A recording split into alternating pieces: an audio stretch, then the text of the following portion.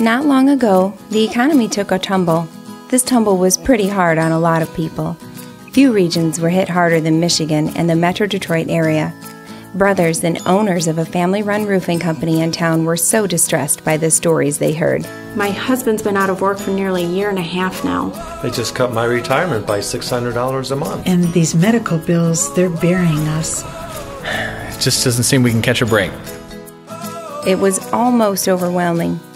But those brothers remembered something their grandfather had told them about the Great Depression. It wasn't all bad. Neighbors did what they could for each other. We stuck together because we had to, and then it was bearable. Those words, spoken years before by their grandfather, resonated with the brothers, and No Roof Left Behind was born. The question, what can we do, had been answered. The brothers would install a new roof for a neighbor in need. With so many folks in dire straits, deciding who should we help proved too difficult for the brothers alone. If only someone else could help us decide, they thought.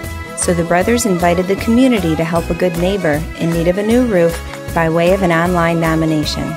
Stories and photos of good people hit by hard times were pouring in. A team of neighborhood volunteers combed through the nominations for weeks, trying to identify the most deserving and disadvantaged. It wasn't easy, but they narrowed it down to just 4 nominees from within the community.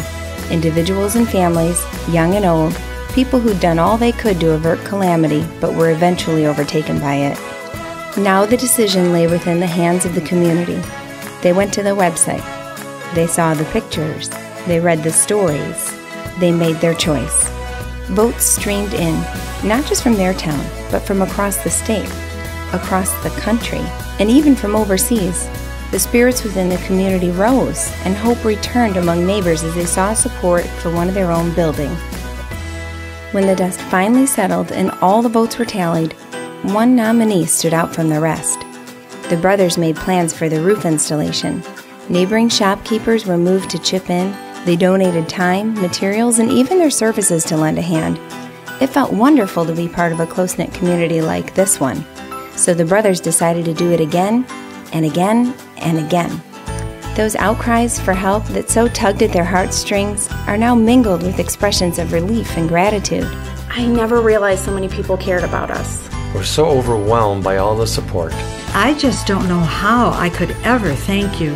Those appreciative words have touched the brothers so deeply, and in 2012 they were moved to share the No Roof Left Behind experience with others. So they made the No Roof Left Behind program available to like-minded contractors all across the country. Do you know of a community whose residents would benefit from the invigorated hope and goodwill that No Roof Left Behind has to offer? Get involved, nominate, vote, spread the word, be a part of your community. The question, what can I do, has been answered.